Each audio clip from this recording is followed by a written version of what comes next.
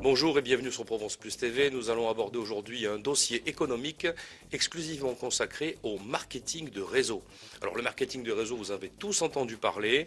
Il y a bien un ami, il y a bien un voisin, un camarade, un collègue de travail qui a dû vous parler de cette question-là en vous proposant de rejoindre tel ou tel réseau de vente de tel ou tel produit. Il y en a dans tous les secteurs d'activité, les télécommunications, les produits de beauté, les produits bio, la diététique et tout un tas encore de choses qui aujourd'hui sont en train de rencontrer notre vie quotidienne. Alors pour parler de cette question qui peut encore être controversée pour certains, nous avons autour de nous 4 spécialistes de ces questions-là. Bonjour à vous tous. Voilà, on va essayer pour nos téléspectateurs de décrypter aujourd'hui d'abord la définition, puis aussi l'intérêt économique que peut représenter le marketing de réseau. Alors on va commencer par vous, Fabien. Bonjour Stéphane. Bonjour. Alors j'aimerais qu'avec vous on aborde rapidement la définition de ce mot marketing de réseau.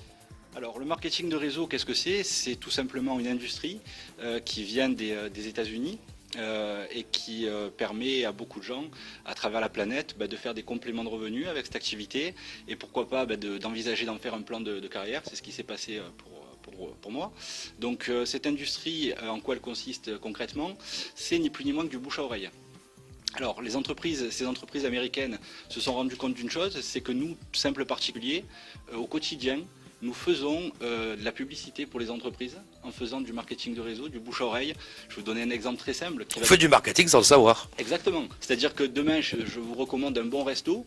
C'est une publicité qui est très efficace, qui marche, on le sait.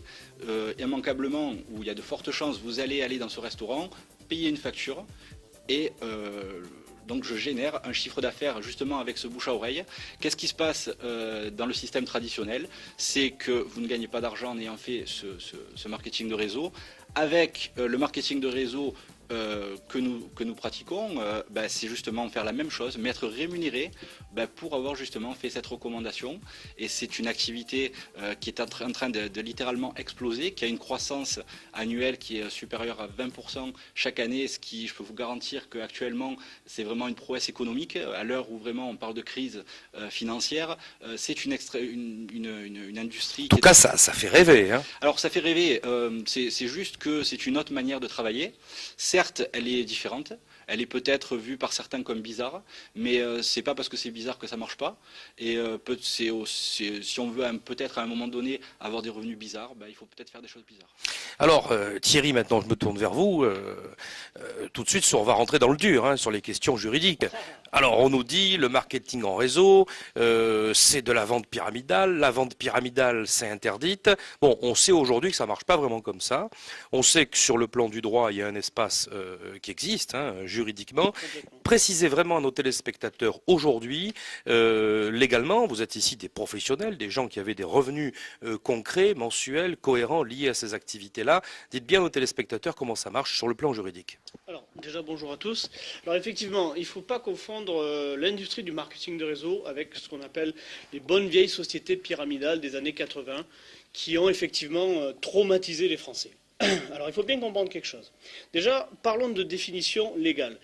Une société dite pyramidale, c'est quoi? C'est tout simplement une société qui ne vend rien du tout, où il existe des transferts d'argent entre les personnes, et où on est à peu près sûr et certain de ne jamais gagner plus que celui qui est au-dessus de soi, et certainement plus que celui qui est en dessous.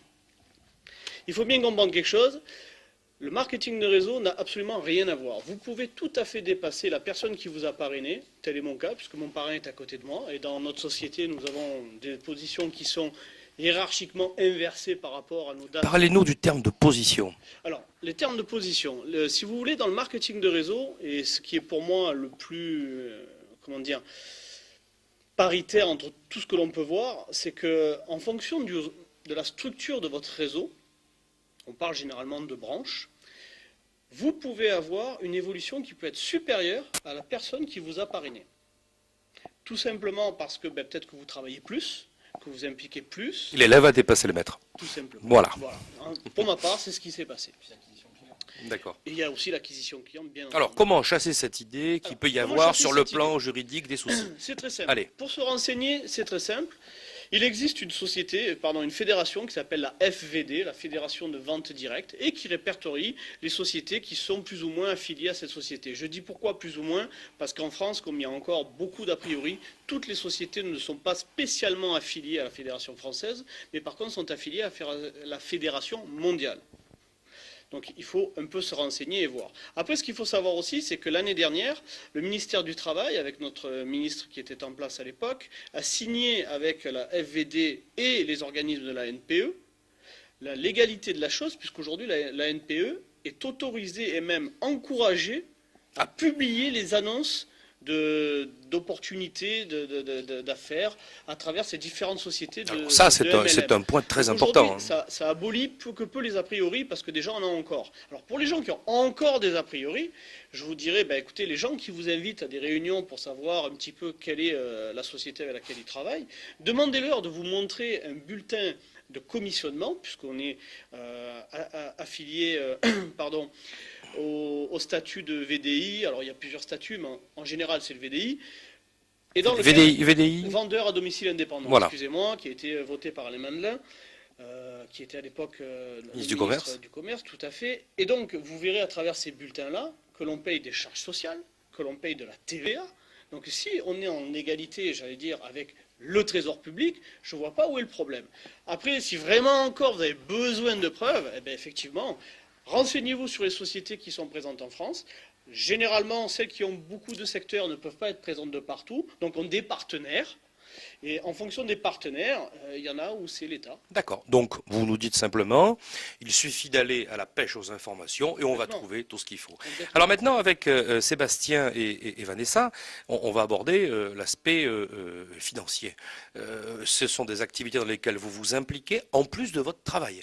Donc ce sont des compléments de revenus, pour vous aussi Thierry. Fabien a pris une position dans son réseau relativement importante, donc il s'en occupe à plein temps, mais il avait un métier tout autant avant d'ailleurs. Il a dû garder des contacts aussi par ailleurs. Alors j'allais dire faites-nous un peu rêver, non, soyons réalistes aujourd'hui. Vous avez, Sébastien, commencé quand à vous intéresser à votre réseau ? Alors moi j'ai démarré dans le marketing de réseau il y a à peu près 2 ans et demi. Très peu de temps, d'accord. Voilà, Ouais. donc c'est par l'intermédiaire de mon ami donc Fabien qui m'a présenté donc ce concept-là. J'y ai adhéré et en effet j'ai une activité professionnelle principale, je suis salarié d'une entreprise et j'ai démarré cette activité pour générer ce que l'on appelle des compléments de revenus. Alors bilan, 2 ans et demi après, en pourcentage de vos revenus, ça représente combien ?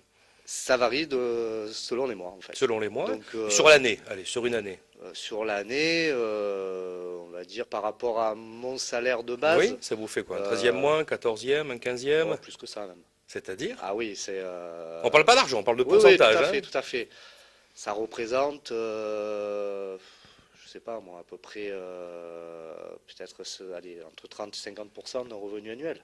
Ah ben ça vous fait effectivement 6 Ça mois fait de beaux d'activité. compléments, Ça ouais. fait 6 mois d'activité en plus, Exactement. d'accord? En pleine légalité, évidemment, Tout à fait, avec exactement. les éléments financiers et fiscaux dont parlait votre collègue. Exactement. Alors vous, Vanessa, de la même manière, vous êtes aussi salarié dans un secteur d'activité. On n'en parlera pas. Hein, on va rester, nos auditeurs l'ont compris, sibyllins, hein, tout autant sur les activités habituelles que sur les réseaux que représentent ici nos invités. Vous avez une activité qui fait rêver, on va dire, une très belle activité. Et vous avez voulu, en plus, vous lancer dans le marketing de réseau. D'abord, pourquoi? Qu'est-ce qui vous a attiré?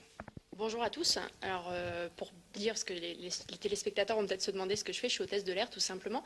J'ai démarré le marketing de réseau tout simplement parce que je n'avais pas de possibilité d'évolution dans le système traditionnel au sein de mon travail d'hôtesse de l'air.